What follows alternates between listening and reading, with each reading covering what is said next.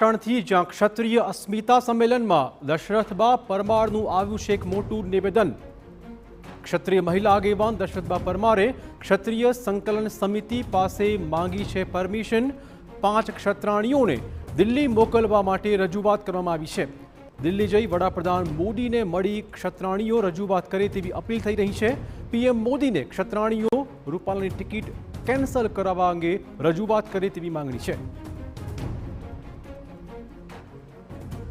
બીજું હું સંકલ્પ સમિતિને એક રિક્વેસ્ટ કરીને વાત કરું છું, અમને 5 બહેનોને દિલ્હી મોદી સાહેબ સુધી મળવાની પરવાનગી આપો। એમને કીધું તું કે તમને બહેનોને જ્યારે મારી જરૂર પડે ત્યારે આ ભાઈ હાજર છે, તો આજે ભાઈ પાસે 5 બહેનો અમે વાત લઈને જાશું અને અમે આપણી વાત રજૂ કરશું। એક આપણી બધાની અમે પરમિશનની રાહ જોઈ રહ્યા